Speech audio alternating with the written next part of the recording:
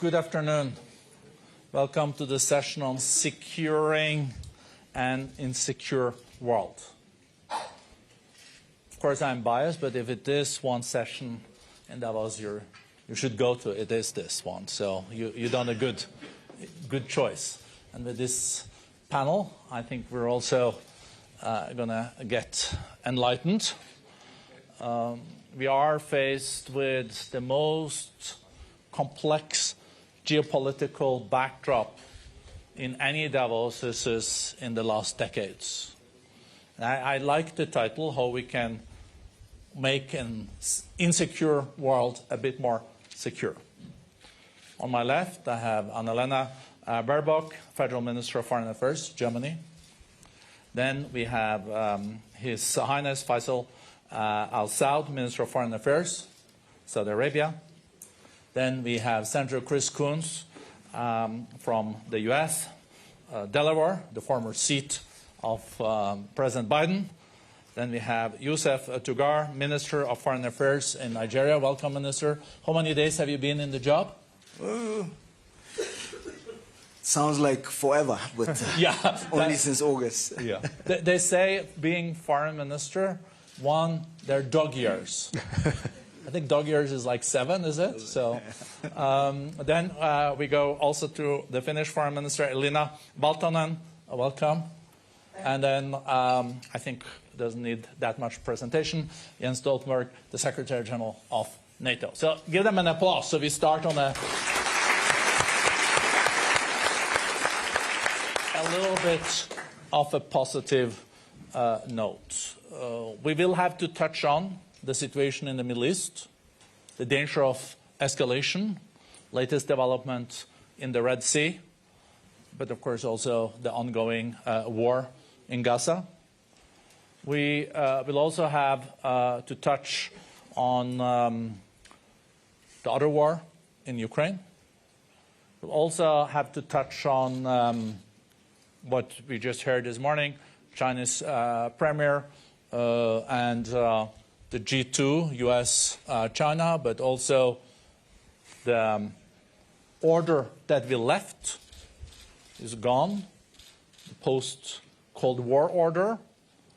We're between orders, so we don't really know what the new order will be. Hopefully not the jungle growing back, but something based on international law and the UN Charter.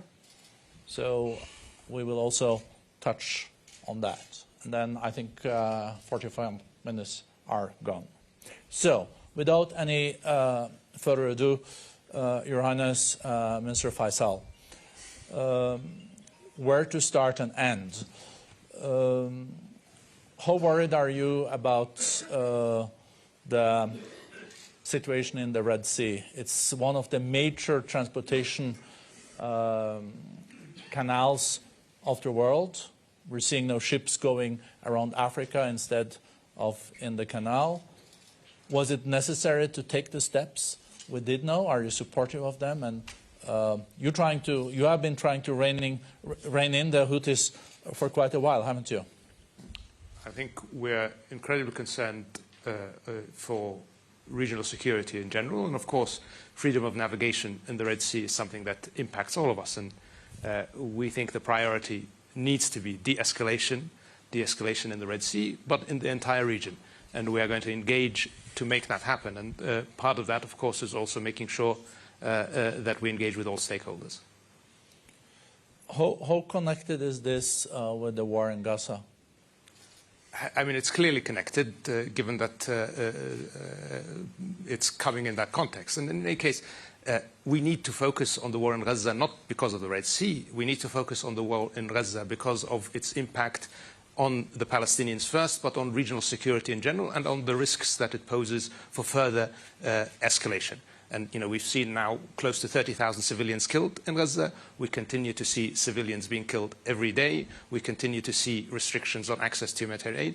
And frankly, we don't see any real sign that any strategic objectives that Israel has claimed are coming any closer. So we need to have a ceasefire immediately. We need to set the ground for a credible process that enables the Palestinian Authority, that allows us to have a process towards a peace in the region. This will resolve many of the challenges that we have in the region. But continuing as we are now, continuing to see the suffering that's happening in Gaza is likely to lead to continuing cycles of escalation. I think many of us were a bit relieved that it did not escalate the situation in Gaza to Lebanon. But what we're seeing now is it has kind of escalated to Yemen and has impact on the navigation in the Red Sea.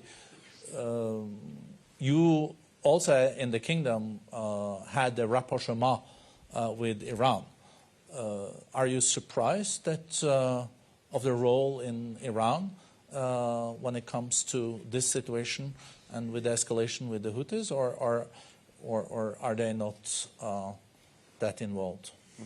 I can't speak for the Iranians, but what I can say, again, I just want to make clear that our priority and our emphasis is on finding the path to de-escalation. And that is primarily, in our view, through a ceasefire in Gaza. That is through serious engagement across the region. But we need to focus on the immediate crisis. The immediate crisis is the suffering that's happening in Gaza. We're continuing to see that going on. We don't see any real prospects for that ending. And I'm somewhat heartened to see that the international community has been moving more in the direction that we have called for since the beginning, which is calling for ceasefires, which is calling for more humanitarian aid. But we need to do more. Clearly not enough has been done because the killing continues and the suffering continues. Minister Baerbock, I think you visited the region, Israel and the Palestinian areas also 4 times since 7th of October. You hear what His Highness is saying, that we now need a ceasefire, we need to de-escalate. What's your take on what the minister just said? Well, also the two of us, but with many colleagues and friends, we have been in constant contact in the last 3 months because in my assessment, this is a total disaster. It's a disaster for Israel, it's a disaster for the civilians in Gaza, it's a disaster for the whole world. And we are working non-stop at foreign minister level at the moment to prevent that just a spark could burn the whole region. And not only the region, I mean, we feel the consequences also in Ukraine.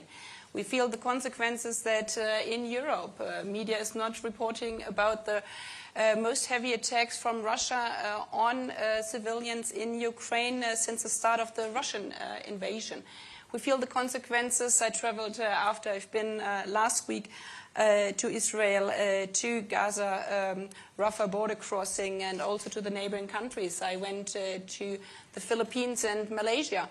We as Germany feel the consequences there because in Malaysia I'm being asked, so do you have any sentiments against Muslim countries because you are not calling for a ceasefire in the wording my dear colleague and friend Prince Faisal has putting it. We are calling for a sustainable ceasefire because I believe that a ceasefire, unfortunately, doesn't fall from the sky. We can only reach a ceasefire if both sides are ready that the suffering for oneself also ends the suffering from the others. And my assessment, and actually not only assessment, I'm really emotional about this, because we are speaking about children still in hostage with Hamas in Gaza, 1-year-old child. We are speaking about a boy I just saw in Al Arish hospital when I was there. When I went from Gaza crossing Rafah to the hospital, 10 kilometers away, at the same moment, a 5-year-old boy came by ambulance, waiting for weeks that he could come to Egypt to be treated in the hospital. I just entered, only with his mother and his baby sister. The whole rest of family have been killed. And the discussion about the ceasefire sounds so technical, but it's about saving these children. Those children still being hostage, those children suffering under the humanitarian disaster. And I believe the problem we are in is, actually we know the solution. We can only come out together on a plan on the ceasefire, on a plan on a 2-state solution. But at the moment we are stuck in a vicious circle. because the vicious circle means you cannot say, but you have to start or you have to start. It has to come all together. The freeing of the hostages, the ending of the humanitarian situation, the question, and this is where we might disagree, that there has to be the call from the whole international community that Hamas has to lay down its weapon so Israel is not threatened from Gaza anymore.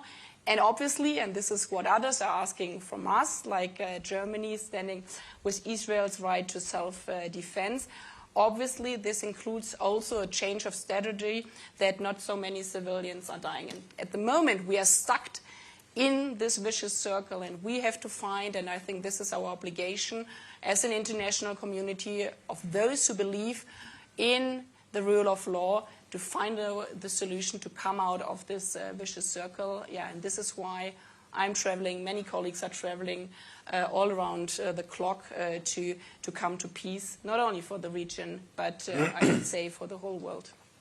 Well, thank you. Isn't it the danger that the humanitarian sufferings in Gaza will just continue and continue until there is a political solution? Because at the during the two former Gaza wars, there were conferences after where there was a lot of money pledged and one rebuilt Gaza. But I guess the international donors don't want to rebuild again if there's a danger for a total or destruction in a few years. And then I'm looking at what are the realistic scenarios. One scenario is the Israelis just stay.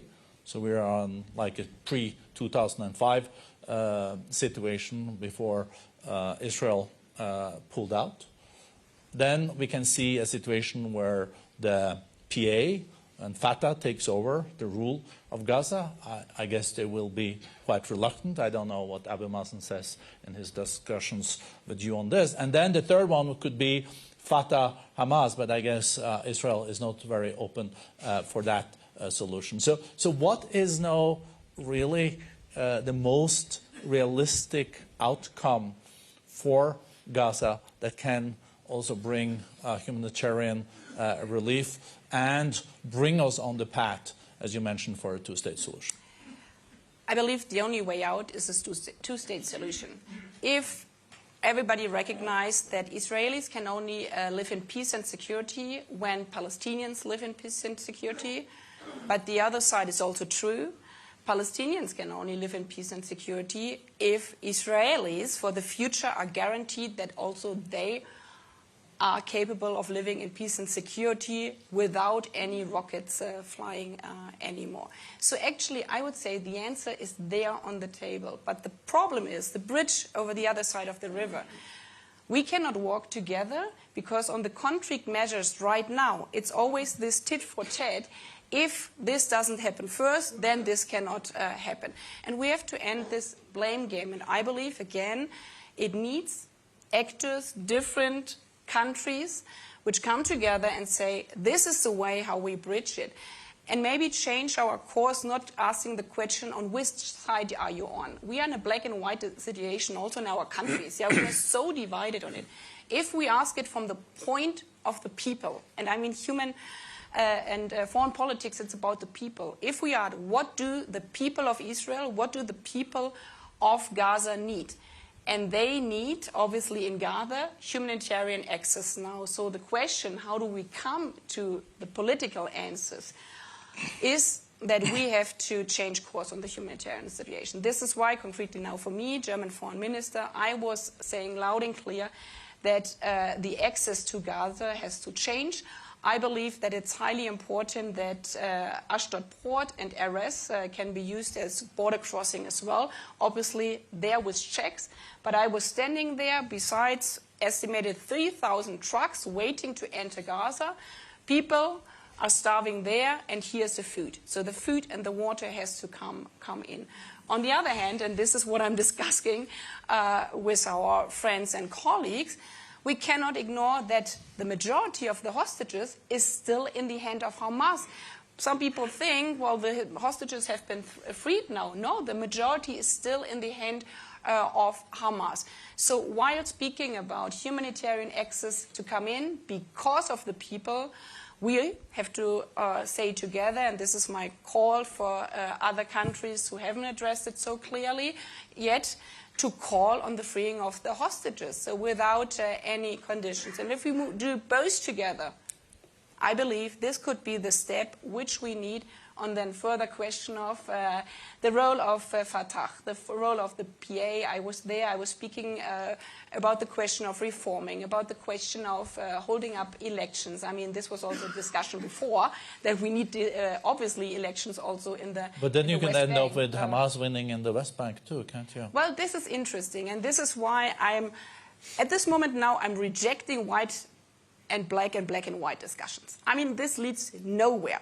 Yeah, and when I was in Israel this time, I also spoke to researchers, and there were interesting findings. In German media, it was reported that an assessment which has been made in Gaza and in the West Bank, it was reported the majority is now for Hamas in Gaza and the West Bank. When I spoke to the researcher in Israel, actually the finding was it was a majority.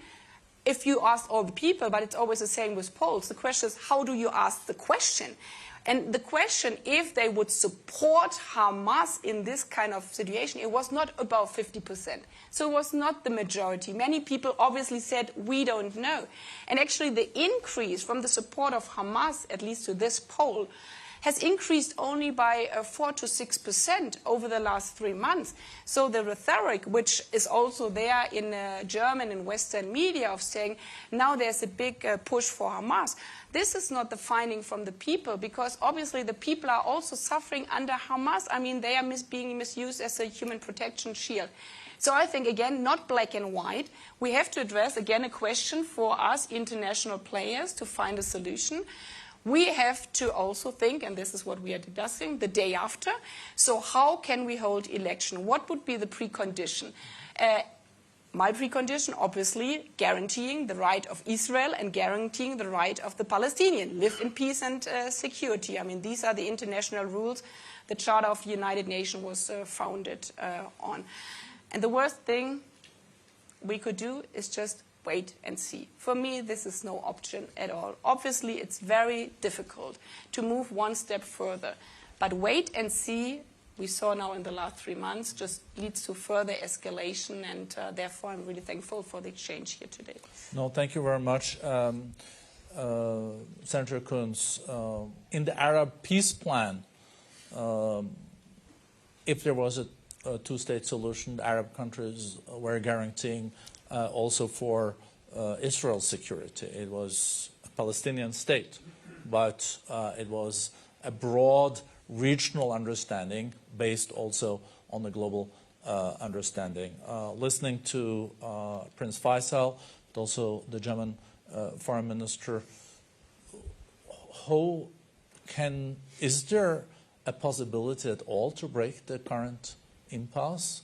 Both in Gaza, when will the war end, how will it end, and also on the two-state solutions? Because there is like almost more than 30 years since the Oslo process now. Yes, I am optimistic that there is a possibility of peace along that framework. 2 months ago, a group of 10 senators, 5 Republicans, 5 Democrats, went to Riyadh, met with the Crown Prince, went to Tel Aviv, met with Prime Minister Netanyahu, the war cabinet, and other leaders in Israel, went to Cairo and met with President al-Sisi. And the possibility of that regional peace, regional reconciliation with a real path towards a Palestinian state is still there. But the conditions on the ground have gotten worse every single day. The suffering of civilians in Gaza has gotten to an unacceptable level. The refusal to deliver humanitarian assistance at scale has become unacceptable. And the continued holding of hostages by Hamas. There was an encouraging period. Qatar helped facilitate the release of some hostages. There's just also been the delivery of some medicines. But we are a long way from resolving this. And making any positive path forward requires a change, both in the sentiments and the leadership in Israel, as well as the sentiments in the region. The United States can and should play a central and a facilitating role. But we cannot make peace where there are peoples not willing to or committed to. This is a shattering moment for the people of Israel to re-examine whether a strategy of having both Hamas and Fatah in the West Bank and Gaza was wise or unwise, whether or not there is a guarantee of security returning to that, and whether or not it's sustainable globally for Israel to continue this conduct of the war in Gaza. I would argue it is not. There is also a regional actor we have to be clear about. It is Iran that is providing the drones and the missiles that are killing civilians in Ukraine. It is Iran that has provided a lot of the training and the support that makes Houthi drone attacks and missile attacks possible, Hamas attacks possible. And we have to be clear-eyed that there is an accelerating trajectory of difficulty. The DPRK and Iran have provided critical resources to Russia, for which they will be rewarded with technology that will make the world even more dangerous. So I think we need to be decisive. I think we need to be engaged. And I think we need to be clear-eyed. We have talked for a long time about a Palestinian state without making any real progress. And so I think this is a moment for bold action. I agree with much of what the minister had said about a sustainable ceasefire, but the conditions for creating that are going to require some real changes. Our Secretary of State has been throughout the region tirelessly. So too have many other American leaders. I am actually hopeful that this is possible, but hope is not a strategy without significant investment and real change. Is that possible with the current Israeli government?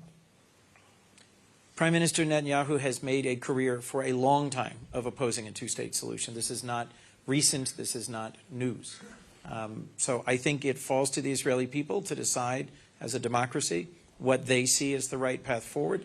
But there's also very short time. There is a short window before the American political election season squeezes out any possibility of us ratifying or engaging or supporting a new security arrangement in the region. There's also many elections in other places. This is the year of many complex and challenging elections. And so I think the time is short. If there is an agreement, we saw that the JSPOA was just terminated by Trump. So if he was to be reelected and the Biden administration made deals now, could we count on the new administration continuing? The United States rarely ratifies security treaties, but when we do, we keep them. We have just enacted our Defense Authorization Act. It includes a provision that passed with an overwhelming bipartisan majority. Our ratification of the NATO treaty decades ago was silent about whether or not an American president could unilaterally withdraw America from NATO. It's no longer silent. We have amended the statute. An American president can no longer unilaterally withdraw us from NATO. Why was that done? I think it's clear. Enlighten me. No. Before I have a follow-up question, but on a different topic, Senator Coons. But Prince Faisal, short reactions from you from what Senator Coons said and also what German Foreign Minister said? I think what's important to note here is that there is general agreement. And what we need to do is translate that agreement into concrete action. Minister Baerbock very eloquently discussed the fact that peace and security for Israel is intimately linked with peace and security for the Palestinians. And that's something that we have supported in the kingdom since 1981, the phase proposal on peace. So we are fully on board with that. We agree that regional peace includes peace for Israel, but that can only happen through peace for the Palestinians through a Palestinian state.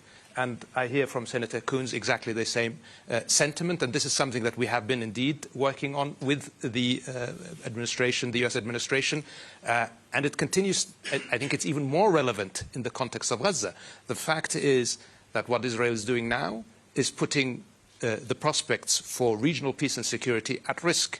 There is a pathway towards a much better future for the region, for the Palestinians, and for Israel. That is peace. And we are fully committed to that. But again, the first step for that is ceasefire.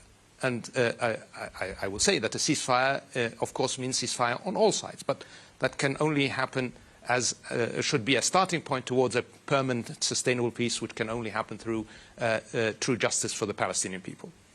Thank you. And I think also the kingdom has said in that context, it could even be recognition of Israel from the kingdom if that was part of a bigger political agreement. Certainly. Senator Coons, we had Premier of China speaking this morning.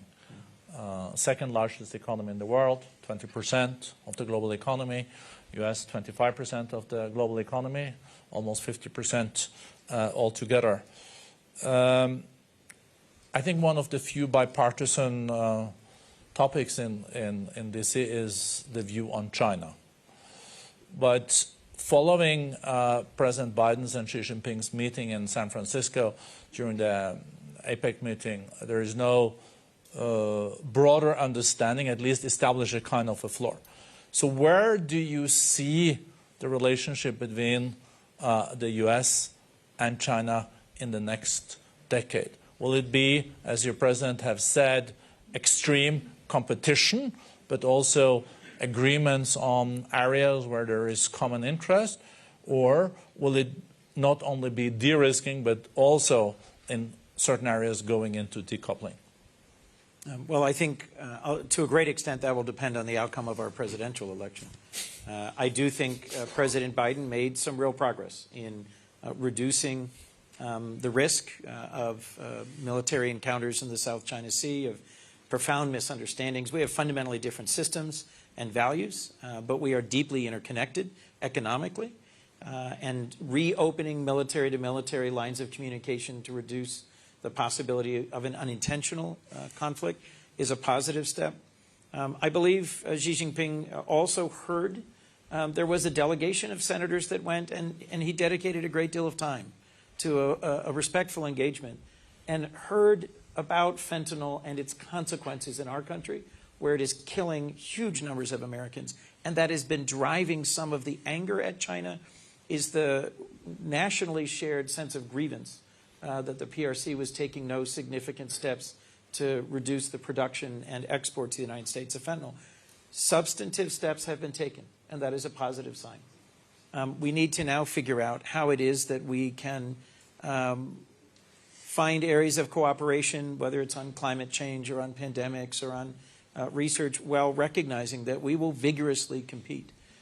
We are each taking steps to constrain the other in terms of technology that are raising some concerns in conversations I've had here. But I think it is also worth being clear that in terms of the international rules-based order, China continues to do things in the economic zones of regional neighbors in terms of constraining freedom of navigation, in terms of their view of the international flow of data and the theft of intellectual property that causes us some concerns and some issues. I also think that Xi watches closely the world's response to Putin's aggression against Ukraine. And it's important that we in the United States continue to meet our commitments to Ukraine, that we continue to work in partnership with the 50 other countries that are determined to push back on the invasion of a neighboring sovereign country, and that we continue our work together to find a way that we can de-risk this relationship in a positive direction for the world. Thank you.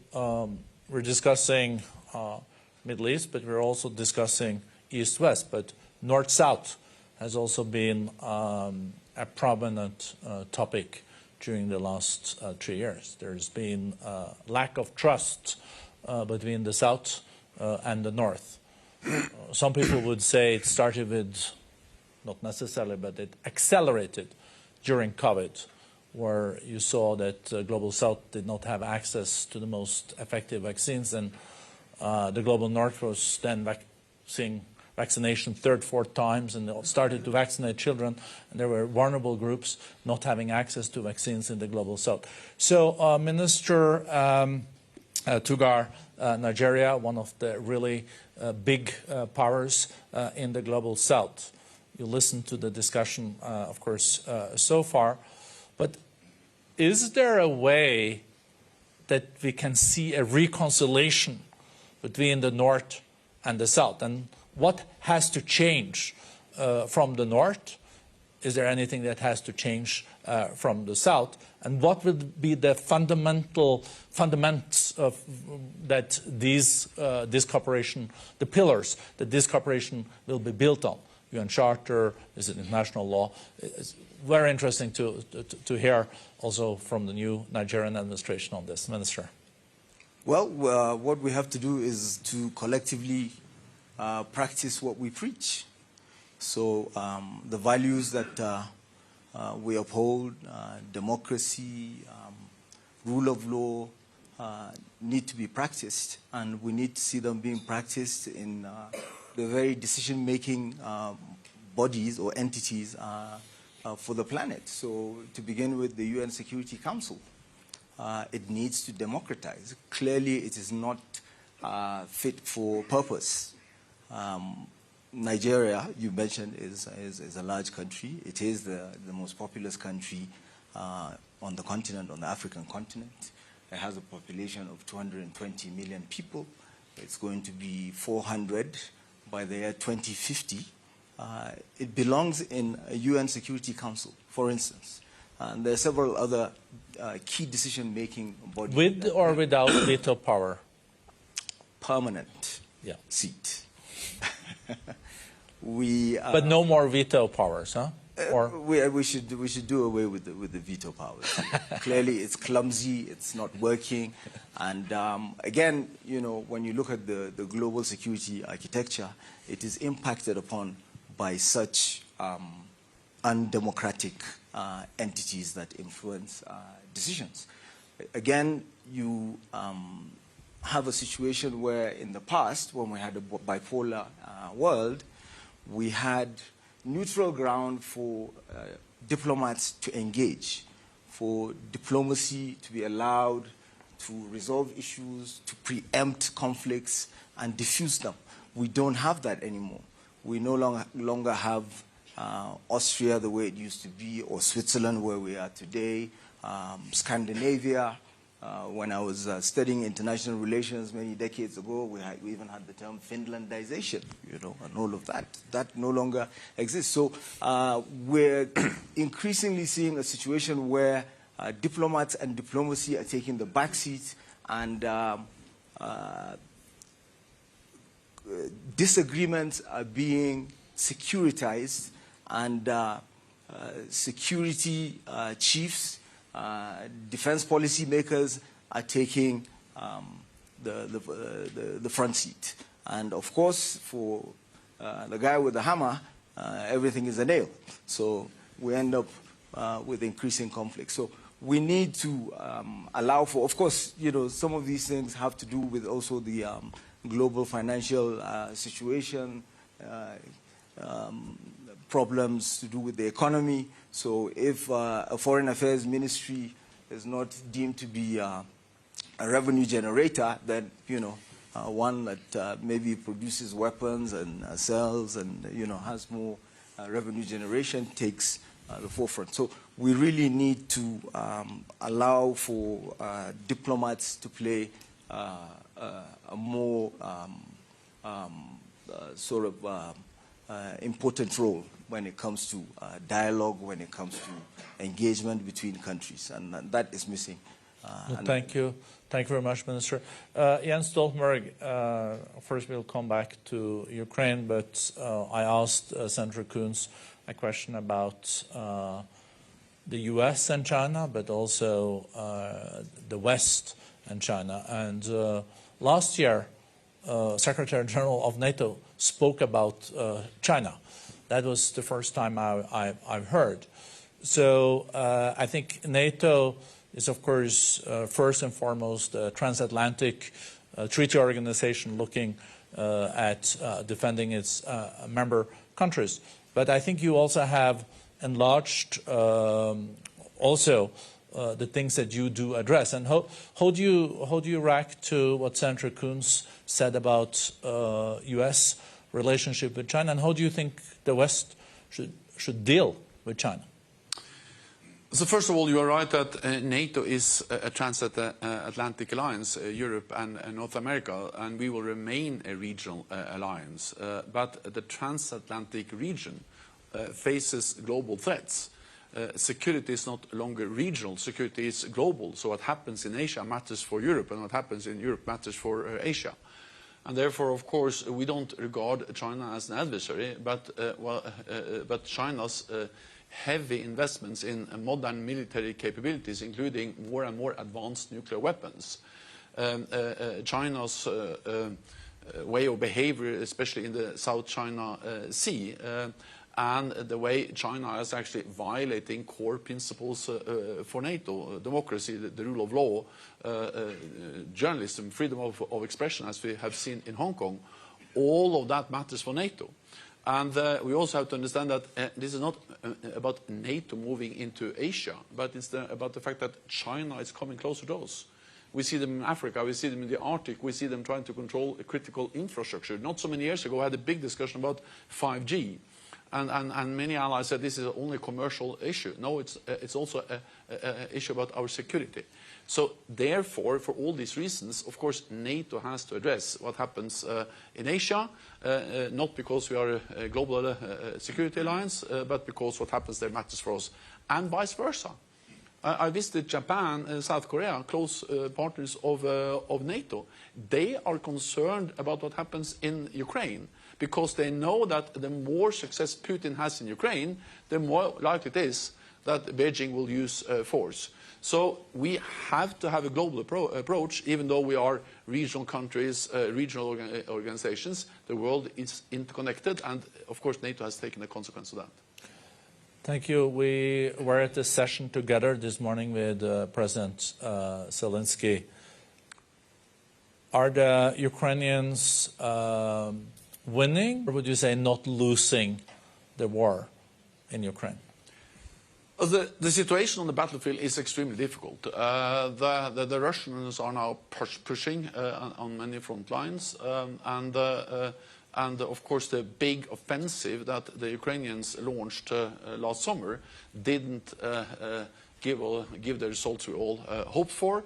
And we see how Russia is now building up, how they are acquiring drones from Iran, actually building their own drone factory to produce their own drones in Tatarstan, with help from Iran, how they get ammunition and ballistic missiles from North Korea. And they have also demonstrated a high tolerance for casualties. So overall, Russia is pushing hard. And this is serious, and we should never underestimate Russia. Having said that, I really believe that there is also cause for optimism. First of all, we have to remember where we started. When this war started with the full-fledged invasion back in 2022, then most experts believed that Russia was going to take Kiev within days and control Ukraine within weeks. That didn't happen. The opposite happened. The Ukrainians pushed back. They liberated the north, the east, and the south Kherson. They have made big military victories in the Black Sea, opened up a corridor, so now they're actually able to export grain and other stuff through the Black Sea. And you have seen how they've been able to hit both the Russian Air Force and the Russian Navy. These are big military victories for Ukraine. The most important thing is that Ukraine has survived as a sovereign, independent nation, which is a big win for them. And Russia is losing, meaning that Russia has lost what they wanted to achieve with the war, and that was to control Ukraine. The people of Ukraine have never trusted Russia less than they do today, and they want to be part of the West, of the European Union and NATO, and they're closer to us than ever before. And this is a big loss for Russia. We have to support them, and I'm also quite confident that NATO allies will continue to provide support. Because support for Ukraine is not charity. Support for Ukraine is investment in our own security, and therefore allies have provided unprecedented support. Now we are ramping up production. There was just an agreement now to acquire close to 1,000 new interceptors for the Patriot batteries. One example of how allies are stepping up to refill their own stocks, but also be able to support Ukraine in the future. So we just have to stand by Ukraine, and some stage Russia will understand that they are paying a too high price, and sit down and agree to some kind of just peace. But we need to stand by Ukraine. Thank you. You're also, as Secretary General of NATO, you're on top of all the juicy intelligence. We heard this morning that Russia has lost more than 200 soldiers, half of their tanks in Ukraine. 300,000. Say that again? 300,000. 300,000. Yeah. So and half of their tanks, and it's of course also having severe impact on their economy. It's said in the morning it's a war economy, so you can then use the traditional measures.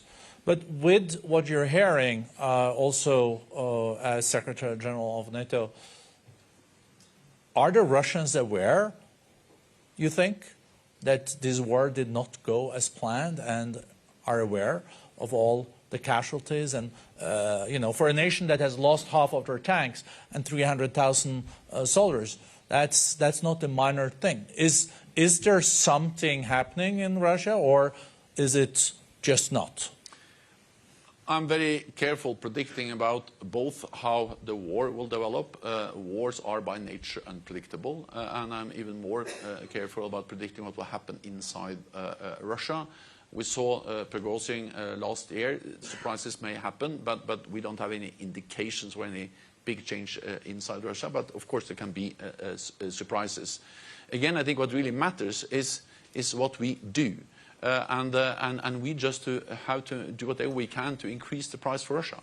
And of course, when they had lost 300,000 soldiers, casualties, thousands of armed vehicles, hundreds of planes, this is something that matters for Russia and for ordinary Russians. Their economy is struggling. They are paying a high economic price. They are paying a high political price. They are more politically isolated, also in the near abroad, in Caucasus and Central Asia. And so what we can do is not to predict with certainty what will happen, but what we can do is to just maximize the likelihood that at some stage President Putin will understand that to continue this war will have a too high price, and then at some stage he has to sit down and negotiate some kind of just lasting peace where Ukraine prevails as a sovereign independent nation. And the paradox is that if we want that to happen, a peaceful, just end to this war, the way to get there is more weapons to Ukraine. So the more credible we are in our military support, the more likely it is that the diplomats will succeed. Because what happens around the negotiating table with diplomats is so closely linked to the situation on the battlefield. There are no indications that Putin is planning for peace now, but he will when he realizes that we will not give up, that we have the military strength to support Ukraine, and then he will sit down and the diplomats can take over. Thank you, Jens. In the morning meeting, someone also said that Putin is the father of the modern Ukraine. But Minister Elina Valtonen of Finland, I guess Finland would not have become a NATO member if it wasn't for Putin's war on Ukraine. Yeah, probably not. We never kind of saw the need for that, even though, well, personally I have been in favor of that for decades, but not all of us Finns, and we thought that we would be able to defend ourselves and deter Russia based on our strong own defense forces. But I have to say, I mean, in this narrative, and perhaps also what my colleague from Nigeria referred to, I'm not hugely proud of the Finnish piece of history of the Finlandization, and that's got nothing to do with diplomacy. It was enforced on us. I mean, living next to a huge neighbor who is not only unpredictable but very aggressive, and we've had our past where we have had to defend our country against the aggression and the invasion from back then Soviet Union. Luckily, we were able to remain independent, never were part of the Soviet Union. But those few decades where we really had to, constrain our sovereignty in order to remain independent, that's not based on the UN Charter, right? I mean, every sovereign nation has the right to decide on themselves, or more precisely, those people living in those democracies, they have the right. And that is exactly that the Ukrainians are now fighting for, because they decided more than 10 years ago, the Ukrainian people, They want to have a European future. They want to have a future where each individual counts. They can decide on their own future. And that's why we need to assist them, because nobody wants to have a world where only the strongest, the most powerful are to decide. And I'm sure that applies to Nigeria just as much as it applies to the 5 million people of Finland. And only, just finally, NATO does not enlarge by force. It is the free people in democratic nations who choose to join. And that goes for Finland and Sweden just like anybody else. And we didn't join because we wanted to threaten Russia. Come on, 5 million Finns threatening Russia, come on. It's never happened in the future. Don't believe that narrative. We are there in order to protect our values and stand up for the UN Charter. You just told me that you had to close the border again towards Russia for another month? That's right. We've experienced, especially after the summer, some increasing, let's say, harassment from Russia. So now there's this hybrid operation going on where Russia has not only let third country citizens enter Finland, cross our border without valid documentation, but they have also been, or we have evidence that they are actively mobilizing those people also direct from their original countries, and that's obviously not something we can accept. It's part of our sovereignty and territorial integrity. And plus, Finland is obviously not only protecting its own border, but also that of the EU and NATO. Many of those people who have entered our country, are criminals or have even war criminal records, and some of them, many of them stay in Finland. They have, all of them seek asylum, but many also continue on towards the rest of the Schengen area. And of course, we can't have that happen. Time is up, but Minister Tugar, I think you wanted a short reply. I would have loved to continue another half an hour, but I learned, though, in my political past that you should always end when people still want you to continue. I'm not sure all politicians stick to that, but Minister Tugar, and then I'll do a very, very short closing. Yeah, so real quickly, not a reply, just a reaction. I spoke about Finlandization within the context of a bipolar world and ways to avert conflicts, and in this case, nuclear annihilation. So perhaps that was the price that we had to pay. It was regrettable, but the point I was trying to make was the need for there to be neutral ground for diplomats, for countries to engage with each other to avert conflict. So, but I couldn't agree more with the minister with regards to freedom of self-determination, because what you described could apply exactly to Palestine. They have the right. They have the right to, self-determination, the same way that Finland. Fully so agree. we could, but I don't want us to keep on, nitpicking and picking and choosing which conflicts to highlight. What is important is also that we pay close attention to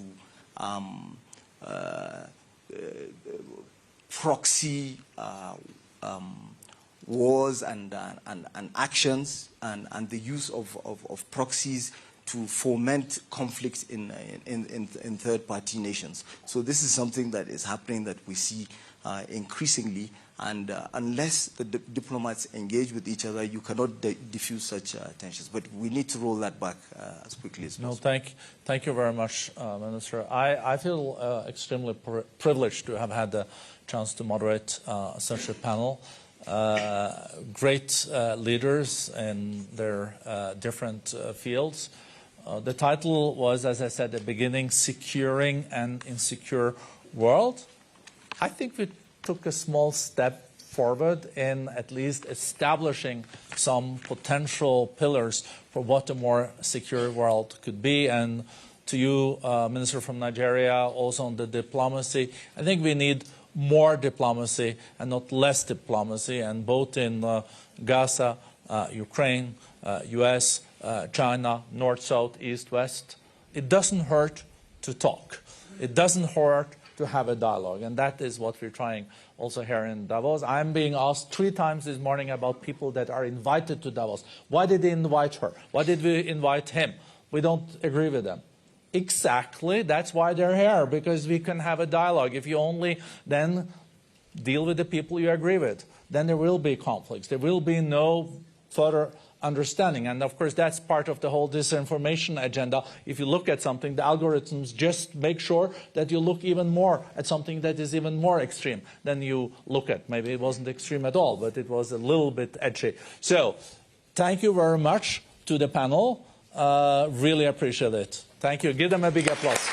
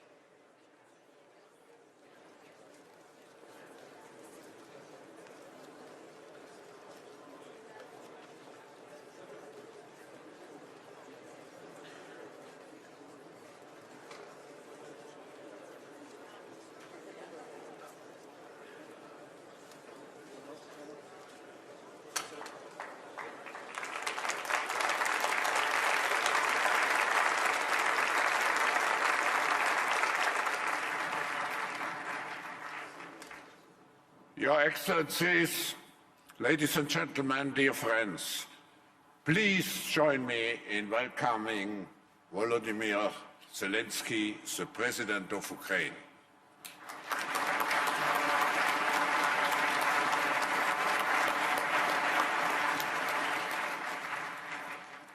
Mr. President, after having had the pleasure to welcome already the last 2 years very powerful delegations from your country, it's now my great honor to actually welcome you back to Davos, because during your remarks at the annual meeting 2020, where you were among us, you mentioned that the biggest threat to a cohesive and sustainable world was security. You also warned of the consequences of accepting the new normality when at the same time parts of your country had already been under partial occupation for 6 years. Mr. President, the brutal aggression on the 24th of February 2022 reminded us that we cannot have global prosperity without peace and security. Nearly 2 years since the war, Ukraine still stands. Its people stand and fight on a daily basis to protect the interdependence of their homeland. Thanks to your leadership, Mr. President, as well as the determination of every Ukrainian citizen, your country has remained incredibly resilient in response to the war. We are deeply grateful to you and the Ukrainian people for defending the values which are at the core of the international system and at the heart of liberal democracy. In 2022, Ukraine was granted EU candidate status, and just last month, formal accession negotiations began. There is no question that Ukraine remains firmly on the path of European integration as a result of you and your government's policies. We are eager to hear from you on what lies ahead for Ukraine in this critical time for your country, not only for your country, for Europe and for the world. Mr. President, the floor is yours.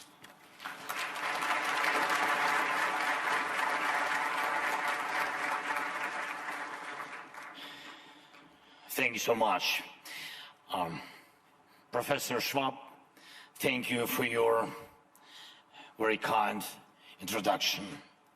President Brendan, ladies and gentlemen, I appreciate your willingness to hear answers to truly important questions. When will the war end? Is the third world war possible? Is it time to negotiate with Putin? The full-scale war in Europe has been ongoing for nearly 2 years. Counting the time since Russia's illegal annexation of our Crimea, it's been almost 10 years. And for almost 10 years, Russia has been interfering in African countries from Sudan to Mali. The Syrian war still bleeding because of Putin's decision to prove something to the world has been ongoing for almost 13 years. In fact, one man has stolen at least 13 years of peace, replacing them with pain, and crises that impact the entire world. Putin is trying to normalize what should have ended in the 20th century. Mass deportations, cities and villages razed to the ground, and the terrifying feeling that the war may never end. In fact, Putin embodies war. We all know that he is the sole reason why various wars and conflicts persist and why all attempts to restore peace have failed, and he will not change. He will not change. We must change. We all must change to the extent that the madness that resides in this man's head or any other aggressor's head will not prevail. Putin is frank about what he wants, what he does, and who his targets are. His answer to the duration of the war is always war, without an end, and he wants in this way. His answer to the limits of chaos in the world is the boundless support of terrorist forces. He enjoys conflicts that cause suffering to others. His answer to calls for peace is supplying more and more weapons from North Korea and Iran. Regimes like his exist as long as they wage wars. And we all in a free world exist as long as we can defend ourselves. If anyone thinks this is only about us, this is only about Ukraine, they are fundamentally mistaken. Possible directions and even timeline of a new Russian aggression beyond Ukraine become more and more obvious.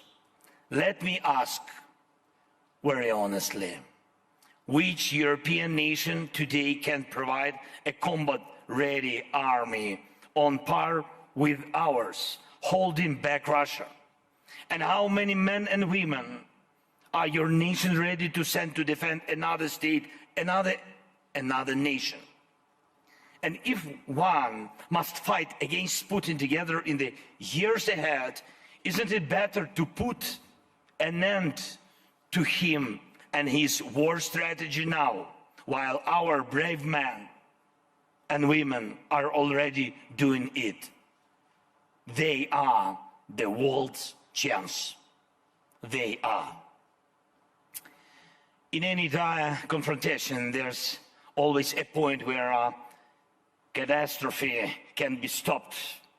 Ukraine is that opportunity, and we all in the free world must be unwavering in our pursuit of our desires, actions, and goals. Just as Putin is frank about his doom-laden ambitions, we all Ukrainians began our defense at a time when almost no one in the world believed in Ukraine. But we turned tables so that now the world has stopped believing in Russia. Even Putin's current buddies in Pyongyang and Tehran are simply using his madness while he still has technologies and resources to pay them. No one believes in his future or invests in it. And we, all of us today, even more than yesterday, must invest in bringing peace closer, a peace that is both just and stable. Before the full-scale invasion, we constantly heard, don't escalate. And we called for proactive action, sanctions to prevent war expansion. And we were told, don't escalate. And after February 24th, nothing harmed our coalition more than this concept. Every don't escalate to us sounded like you will prevail to Putin. And we asked for new types of weapons, and the response was don't escalate. But then weapons arrived, and there was no escalation. A Russian missile fell on NATO territory. The response again was don't escalate. But retaliation at the moment could have taught Russia a lot and would have added necessary confidence to the West. We talked about blocking the transit of sanctioned goods to Kaliningrad, but the response was don't escalate. Full force of the sanctions could have forced Putin to concessions. Because of don't escalate, time was lost. And the lives of many of our most experienced warriors who fought since 2014 were lost. Some opportunities were lost. The lesson is clear. Everyone thought Russia had missiles that couldn't be shot down. Patriots shoot down everything. And many feared the consequences if Ukraine gets long-range weapons. As a result, Russia just loses more. And we heard Russia would never allow a grain corridor without its involvement. Nearly 16 million tons of cargo have been transported from our ports. And we can prove that Russia will reconcile with the complete loss of its Black Sea fleet, which terrorized commercial ships. And we must gain air superiority for Ukraine just as we have gained superiority at the Black Sea. We can do it. Partners know what's needed and in what quantities. This will allow progress on the ground. Just 2 days ago, ladies and gentlemen, just 2 days ago, we proved Ukraine can even hit very valuable Russian military aircraft, which no one had shot down before. Many sanction steps were delayed for months, even years, because they have faced storms of threats from Moscow. But none of those threats came true. Each storm turned out to be their bluff. And how can one be satisfied with the sanctions against Russia or export controls if they don't even block its missile production? In every Russian missile, there are critical components from Western countries, dozens of components in every missile. And it's true, it's fact. And of course, I'm grateful for each package of sanctions. Thanks, partners, thank you. But bringing peace closer will be a reward for all those who care to ensure that sanctions work 100%. And by the way, it's a clear weakness of the West that Russia's nuclear industry is still not under global sanctions, even though Putin is the only terrorist in the world who took a nuclear power plant hostage. It must be a strong decision this year when frozen Russian assets, soaring and oligarchic, will be directed towards defense against the Russian war and for reconstruction of Ukraine. Putin loves money above all. The more billions he and his oligarchs, friends and accomplices lose, the more likely he will regret starting this war. Putin must regret. We need him to lose. We need to finally dispel the notion that global unity is weaker than one man's hatred. And we can do it. Ladies and gentlemen, this year must be decisive. Can freezing the war in Ukraine be its end?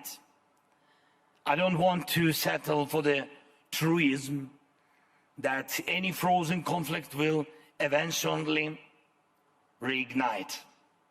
And I remind you that after 2014, there were attempts to freeze the war in Donbass.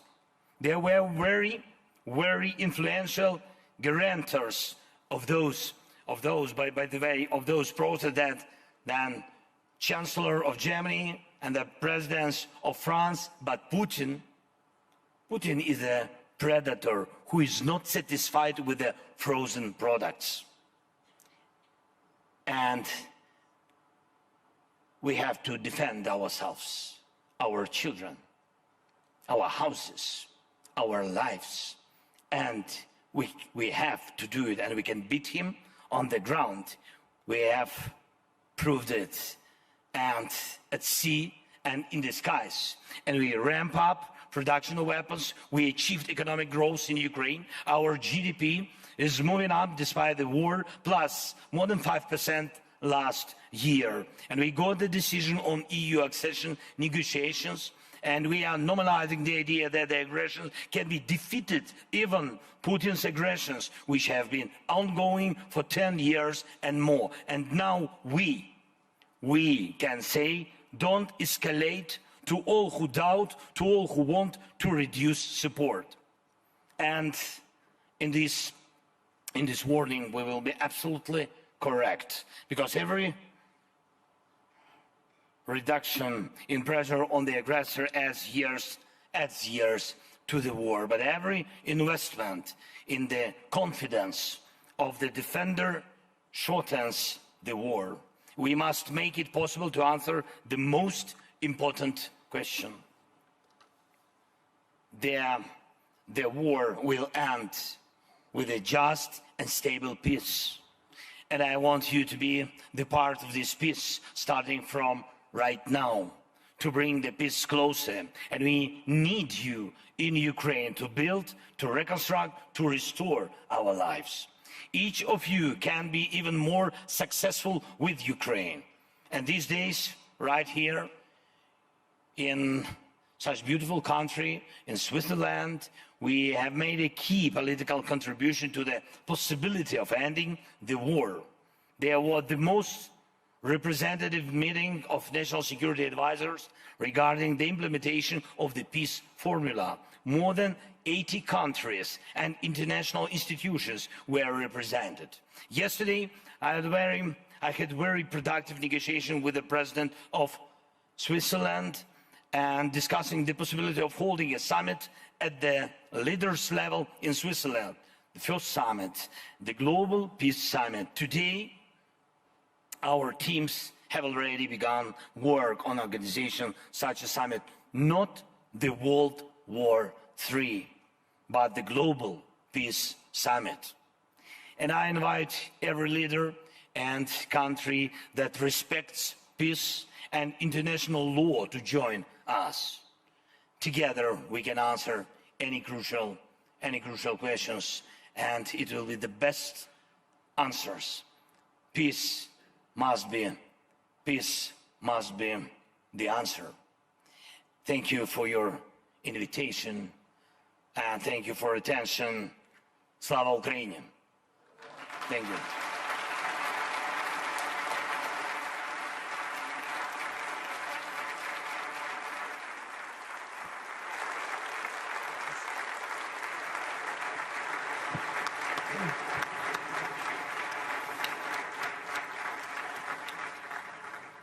Mr. President, I think you can feel the warmth from the audience. I never seen this room so full.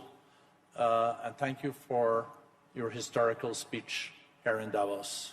I think we all know when we are witnessing history, and with President Zelenskyy, he's one of the historical figures of our time. To stand against Russia as one of the largest military powers in the world, like you and your people have done, is, of course, truly historic. But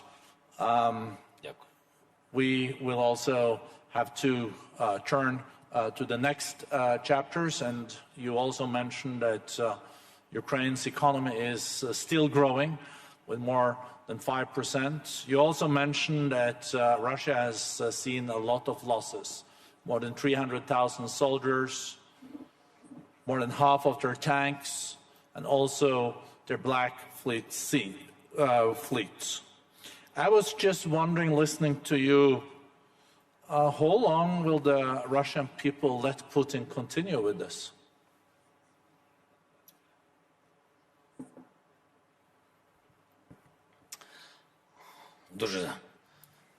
Дуже цікаве ваше запитання, як довго російські...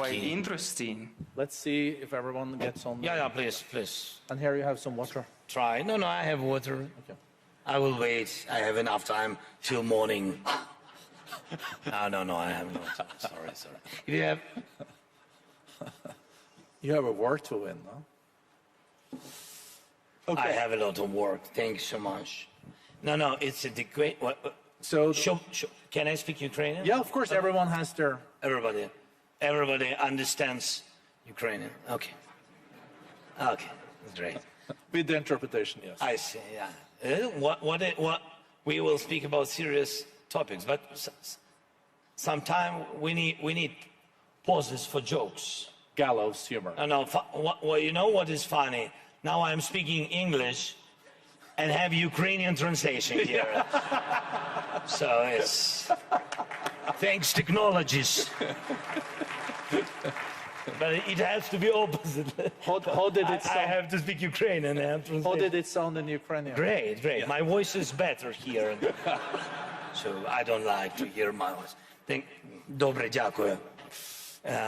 All right, thank Чому you. я хотів відповісти Why I wanted to answer in Ukrainian. Я вам поясню. I will explain to you. Ви навіть ви не розумієте, яка різниця між вами You і do між not нами understand і what difference is цією людиною, як Путін. Тому що ви зараз сказали, us, you and і в this man, Putin, because вашому as you have запитанні було mentioned, все. and in your Відмінність question was автократії it all від the difference between демократії. Тому що autocracy ви from сказали, democracy скільки is that народ, you mentioned що for як how цікаво, long скільки народ Росії the дозволить ще people of Russia Путіну.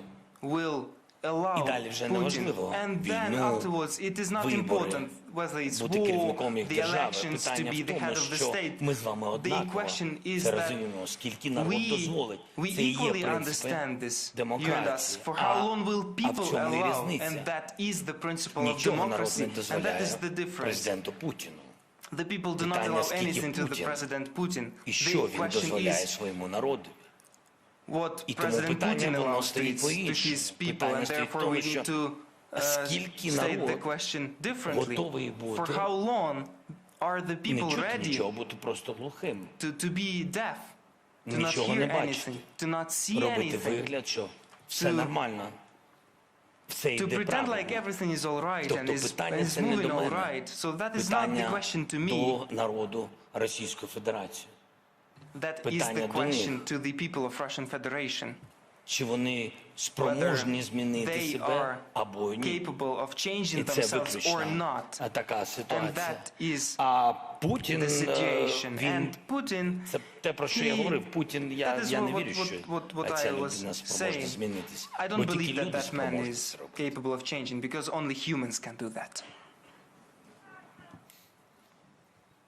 Very interesting. I'll try another question then. We know that, try. I'm realistic. We know that the EU and the US has now been holding back for a week or two the latest support to Ukraine.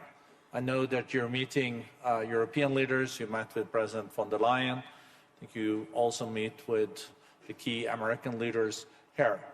Are you concerned that this is taking a lot of time, or is this just a question of weeks before it is resolved? Дякую за запитання. Я думаю, що це питання тижнів. Я маю позитивні сигнали, що Європа підтримує нас, саме країни Європейського Союзу, і так само я впевнений, що вирішити питання щодо допомоги в Конгресі. Без цього це неможливо. Ми провели багато різних дискусій, діалогів, зустрічей. Я думаю, що ми не просто так витрачаємо час. Такий час дороговартісний для нас дуже, тому що ми в час війни маємо бути в своїй державі. Це важливо приїжджати, комунікувати з партнерами, зустрічатися, але тим не менш є пріоритети в воєнний час. І тому я вірю, що буде дуже позитивна реакція від наших партнерів.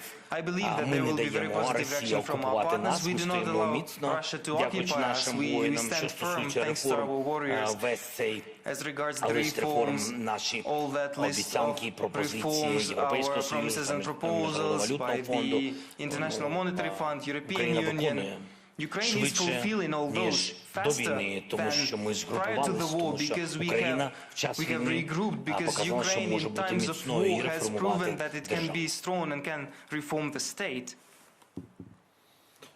I think also, Mr. President, a good reminder to all of us that when Putin attacked, saying that it was just false allegations that he was going to attack Ukraine, that he said the evening before the attacks started, you've been able to take back 50% of the territory that he occupied.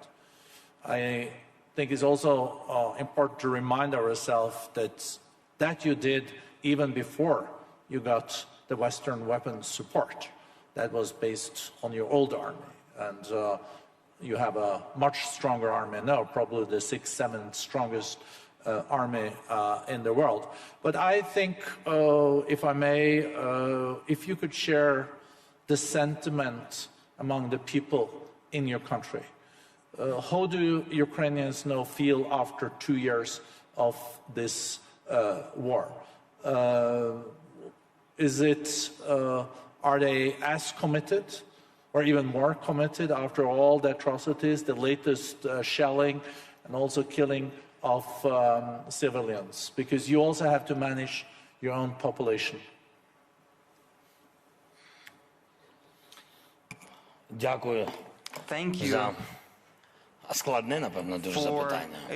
Перш за все, український народ ніколи не пробачить Путіну, його оточенню і всім тим, хто спонсорував весь цей тероризм, хто відібрав у нас життя, наших людей, наших дітей, час тих діточок, які, слава Богу, вижили, але яким прийшлося подорослішати через цю війну і просто позбавили їх дитинства. І, на жаль, мої співчуття ще раз тим, кого позбавили близьких рідних. Тому казати про якісь пробачення чи час, як то кажуть, час грає на користь і Путіну, і що люди в Україні забудуть.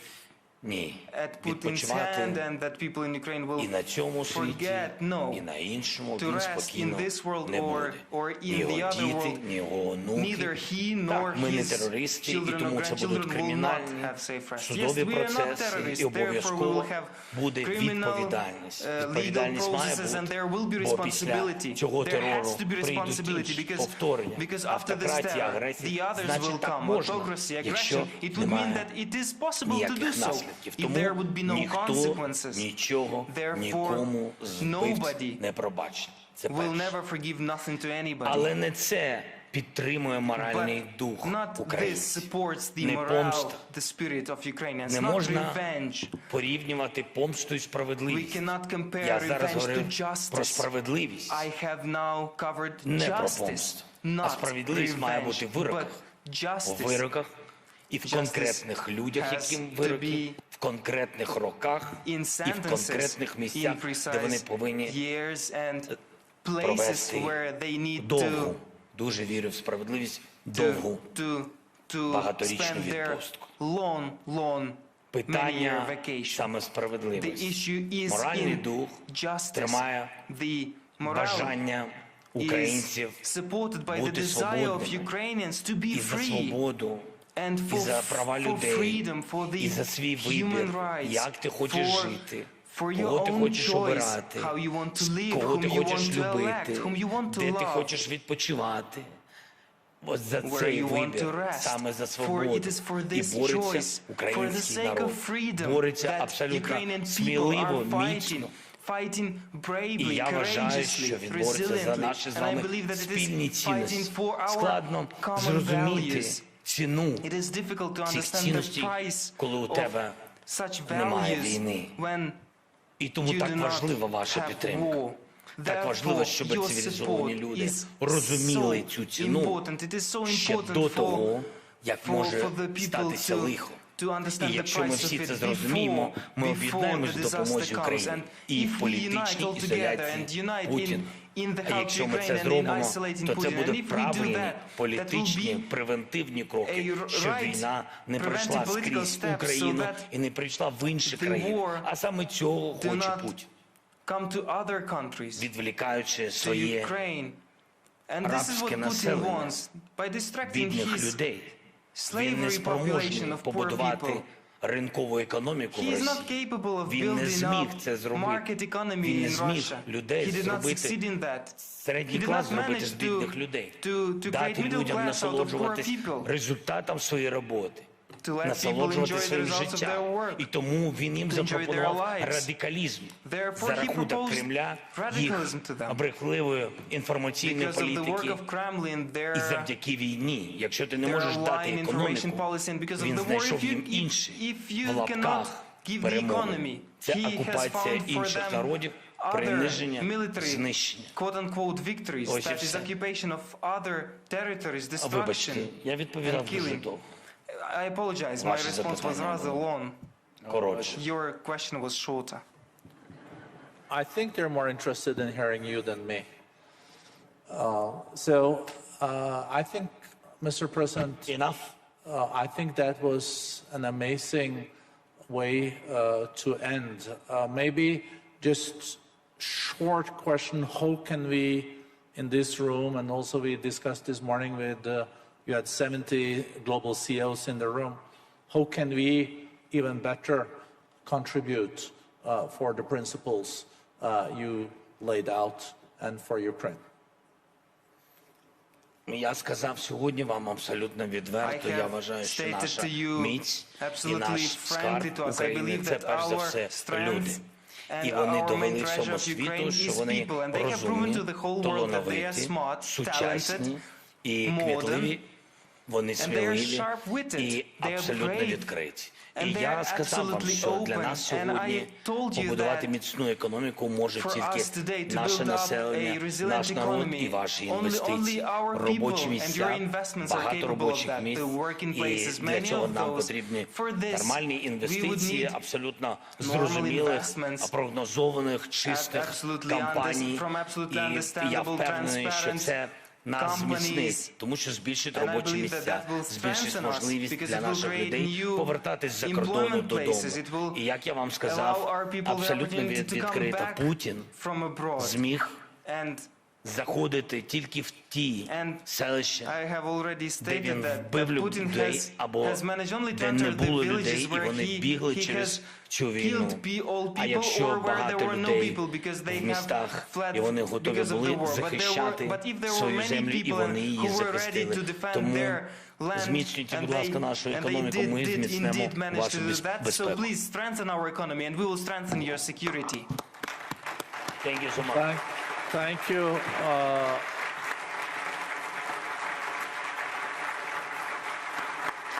Thank you very much. Thank you, Mr. President. It's been an. You see. Thank you very much. Thank you so much. Thank you very much. Okay, thank you. Thank you.